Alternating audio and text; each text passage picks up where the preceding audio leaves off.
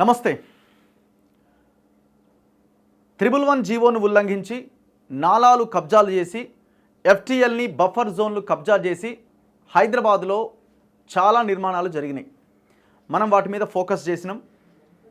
ఇప్పుడు గవర్నమెంట్ హైడ్రా పేరుతో ఒక వ్యవస్థను ఏర్పాటు చేసి రంగనాథ్ గారిని దాని కమిషనర్గా పెట్టి దీనికోసం కొంతమందిని సిబ్బందిని నియమిస్తూ రకరకాలుగా కూల్చివేతల కార్యక్రమాన్ని చేపట్టింది. అంతా బాగుంది. ఈ సమయంలో కేటీఆర్ ఫామ్ హౌస్ను కూల్చబోతున్నారన్న చర్చ ఒకటి ప్రారంభమైంది. కేటీఆర్ ఫామ్ హౌజు ఒక నాలాని అక్కడి నుంచి వెళ్తున్న ఒక నాలాని కబ్జా చేసి అక్కడ ఒక సంపు కానీ అక్కడ ఉన్న ప్రహరీని కానీ నిర్మించడం జరిగింది. నాలా మీదే ఫామ్ హౌస్ కట్టిండు. ఇంకా ఆ ఫామ్ హౌస్ లోపలికి వెళ్తే ఒక కాంక్రీట్ నిర్మాణాన్ని కూడా కట్టిండు. ఈ నాలాని కబ్జా చేయడం అన్నది హైడ్రా కిందికి వస్తుంది. నాలాను కబ్జా చేయడం అన్నది నేరం కూడా. అండ్ లోపల ఆయన కట్టిన కాంక్రీట్ నిర్మాణం 111 జీవోకు వ్యతిరేకంగా కట్టిండు. అక్కడ ఎలాంటి నిర్మాణాలు చేపట్టడానికి వీల్లేదు. మనందరికీ తెలుసు 111 జీవో అంటే ఉస్మాన్ సాగర్, హిమాయత్ సాగర్ రెండు జంట జలాశయాలను, హైదరాబాద్కి తాగునీరు అందించే ఈ రెండు జంట జలాశయాలను కాపాడడం కోసం 1996లో ఈ 111 జీవోని తీసుకొచ్చారు. ఆ 111 జీవో పరిధిలో దాదాపు 86 గ్రామాల పరిధిలో 1,00,000 ఎకరాలకు పైగా ఎక్కడా కూడా వ్యవసాయం తప్ప వ్యవసాయేతర కార్యక్రమాలు చేయడానికి వీల్లేదు. ఇష్టం వచ్చినట్టుగా కాంక్రీట్ నిర్మాణాలు చేపట్టడానికి కూడా అవకాశం లేదు. అట్లాంటి ప్రాంతం ఈ 111 జీవో ఏరియా.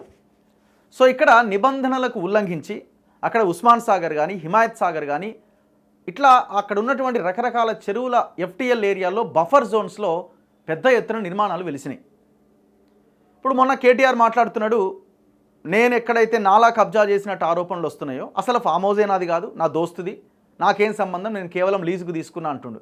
ఇవన్నీ చెత్త మాటలు. ఇవి ఆర్గ్యుమెంట్స్ అనేవి పసలేని ఆర్గ్యుమెంట్స్, తప్పించుకునే ఆర్గ్యుమెంట్స్.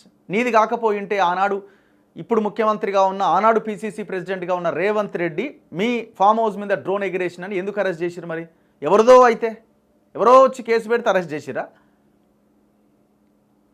ఆనాడంలో కేటీఆర్ ఉంటుందని, కేటీఆర్ ఫ్యామిలీ ఉంటుందని మా మీదకే డ్రోన్ ఎగిరేస్తామని ఆయన పోయి అరెస్ట్ చేశారు. ఆనాడు మీ నాయకులే ఒప్పుకున్నారు. సరే, నిన్న మొన్న ప్రెస్ మీట్ పెట్టి కూల్ చేసుకోండి, నేనే రెడీగా ఉన్నా, నేను ఒకవేళ అది అక్రమం అని తేలితే అని చెప్తున్నాడు. చాలా క్లియర్గా మీ ఎలక్షన్ అఫిడవిట్లో పెట్టిరు. 301 సర్వే నెంబర్ మీ భార్యకు సంబంధించి 3 ఎకరాలు ఉందని. సరే, అది ఫామ్ హౌస్ మీ బిల్డింగ్కి సంబంధించిన నిర్మాణం ఉన్న ఏరియా కాకుండొచ్చు, కానీ వెళ్ళాల్సిందైతే ఒకటే గేట్ కదా. మీ భార్యకున్న 3 ఎకరాల భూమికి వెళ్ళాలన్నా అదే గేట్ నుంచి వెళ్ళాలా. బిఫోర్ ఉన్నదేమో మీ ఫ్రెండ్ ప్రదీప్ రెడ్డి పేరు మీద రిజిస్ట్రేషన్ అయి ఉన్నది. నాలాని కబ్జా చేసి కట్టిరు. అది మొత్తం మీద అనేది అందరికీ తెలుసు, అక్కడికి పోయిన వాళ్ళకి కూడా తెలుసు. ఆడొక స్కూల్ నిర్మాణం జరగాలంటే ఆ స్కూల్ నిర్మాణం చేసుకోవడానికి కూడా ఆయనకు అవకాశం ఇవ్వలే. 4-5 ఏళ్ళుగా ఆయన చాలా ఇబ్బంది పడ్డాడు. ఇప్పుడు గవర్నమెంట్ మారిన తర్వాత ఆయన స్కూల్ కట్టుకుంటున్నాడు. ఇది నీదనేది అందరికీ తెలిసింది. ఇక్కడ పాయింట్ నేను ఏం చెప్పదలుచుకున్నా అంటే, ఇంతకుముందు జస్ట్ పొంగిలేటి శ్రీనివాసరెడ్డి గారు ప్రెస్ మీట్ పెట్టారు. ఆయన ఏమంటున్నారు, ఏది అక్రమమో ఏది సక్రమమో ఒకవేళ నాది కనుక బఫర్ జోన్లో ఉంటే, ఎఫ్టీఎల్లో ఉంటే కూల్చిపడేయండి అంటుండు.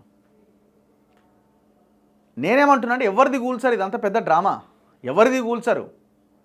వీళ్ళు కూల్చుకునే కార్యక్రమాలు 8-9 నెలలుగా ఒకటన్నా చేసిర్రా? ప్రతిపక్షంలో ఉన్న వాళ్ళు అధికారంలోకి వచ్చిన తర్వాత ఒక్కదాంటి విషయంలో అయినా వాళ్ళ మీద చర్యలు తీసుకున్నారా? ఏముండవు అట్లాంటివి. లేదు, కేటీఆర్కి పొంగులేటి వరకే పరిమితమైందా ఇది? అన్ని పార్టీల లీడర్లు, సినిమా స్టార్లు, ఎన్ఆర్ఐలు పెద్ద ఎత్తున అక్రమ నిర్మాణాలు 111 జీవో పరిధిలో చేసుకున్నారు. అన్ని ఫామ్ హౌస్లే. వీళ్ళు కూల్చడం ప్రారంభిస్తారా? అంతా ఉత్తదే. అందుకే కదా 111 జీవో పరిధిలోకి మేము రామని హైడ్రా చేతులు ఎత్తేసింది, పక్కకు తప్పుకున్నది. వీళ్ళు ఏమైనా ఆ నాలాలు, ఇవి చెరువులు, వీటికి సంబంధించిన వ్యవహారం వరకే చూస్తున్నారు. అది కూడా మా పరిధి కాదని చెప్తున్నారు. చూడాలి మరి ఏం చేస్తారన్నది. నేనేమంటున్నా అంటే, నేను నిన్ననే తేల్చేసిన, ఇది కూల్చేది కాదు, పోయేది కాదు, ఇది పొలిటికల్ డ్రామా తప్ప ఇంకొకటి కాదు. ఒకరికొకరు తిట్టుకోవడం, సమయం దొరికినప్పుడు మాట్లాడుకొని భూములు పంచుకోవడం, వ్యవహారాలు చేయడం తప్ప ఇంకొకటి కాదు ఇది. ఎందుకు జనాన్ని ఈ దాంట్లోకి దింపుతున్నారు? మీరు ఫామ్ హౌజులు కట్టుకొని ఎంజాయ్ చేసుకుంటున్న మీరు జనాలకి 22 లక్షల మంది పేద ప్రజలకి వాళ్ళ తెలంగాణలో ఇండ్లు లేవు. దాని మీద ఫోకస్ చేయండి. గురుకులాల్లో ఉంటున్న విద్యార్థులకి పక్కా గురుకులాలు, బిల్డింగులు లేక నరకయాతన అనుభవిస్తున్నారు. కిటికీలకి తలుపులు లేవు, బాత్రూంలకి డోర్లు లేవు యూనివర్సిటీల్లో, గురుకులాల్లో. వాటి మీద ఫోకస్ చేయండి. మీరు మీ ఆస్తుల్ని పెంచుకొని రాజకీయంగా సంపాదించుకొని ఫామ్ హౌస్లు కట్టుకుని ఎంజాయ్ చేస్తున్నారు. ఇప్పుడు ఇవాళ మీ ఫామ్ హౌస్ల మీద వాళ్ళ చర్చ, నా ఫామ్ హౌస్ కూలుస్తారా, నీ ఫామ్ హౌస్ కూలుస్తారా అని. కూల్చే దమ్ము ఎవరికి ఉన్నది? ఎవరు కూల్చుకోరు. అయిపోయా, మొన్ననే పోయి కోర్టులో వేస్తే కోర్టు ఫస్ట్ అయితే నోటీసులు ఇవ్వండి అని చెప్పే. ఇంకా ఇమీడియట్గా వెళ్ళి కూల్చడానికి ఏమైనా అవకాశం ఉందా? కాకపోతే కోర్టు మేము కూల్చొద్దు అని స్టే ఇవ్వలేమని అయితే చెప్పింది. మరి కూలుస్తారా? పొంగులేటి అవసరమైతే నాది కనుక ఎఫ్టీఎల్లో ఉంటే బఫర్ జోన్లో కూల్చేయండి అంటుండు. కూలుస్తారా? ఎందుకండి ఈ డ్రామాలన్నీ? ప్రజలను ఎందుకు డైవర్ట్ చేస్తారు వేరే ఇష్యూస్లోకి?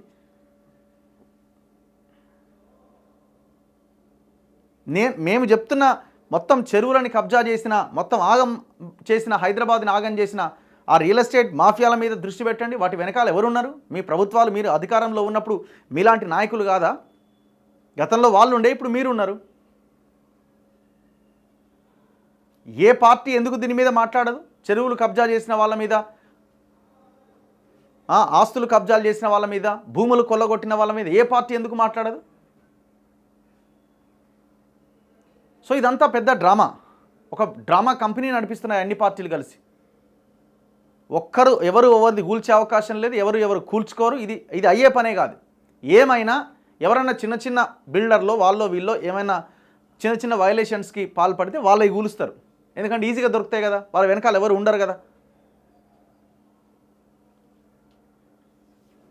కూల్చే సిచ్యువేషన్ వస్తే చాలామంది ఇవాళ తెలంగాణలో ఉన్న దాదాపు 20% అబోవ్ లీడర్ల ఫామ్ హౌస్లు కూలుతాయి. నిజంగా మీరు నిష్పక్షపాతంగా కూల్చి, ఇప్పుడు హైడ్రా వేసిరు, హైడ్రాలో ఒక పబ్లిక్ కమిటీని పెట్టండి. హైడ్రాకి అనుసంధానంగా పబ్లిక్ కోసం కష్టపడుతున్న వాళ్ళని ఒక టీంని అందులో పెట్టండి, కమిటీలో పెట్టండి, చూద్దాం. పెడతారా? సో ఇదంతా కూడా మనం చాలా జాగ్రత్తగా గమనించాలి. మనల్ని అందులోకి నెట్టేసి వాళ్ళ వ్యాపారాలు, వాళ్ళ రాజకీయాలు, వాళ్ళ దోపిడీలు అవన్నీ కొనసాగిస్తూ ఉంటారు. చాలా జాగ్రత్తగా పరిస్థితుల్ని గమనిస్తూ ఉండాలి. చూస్తూనే ఉండండి మన తొలి వెలుగు.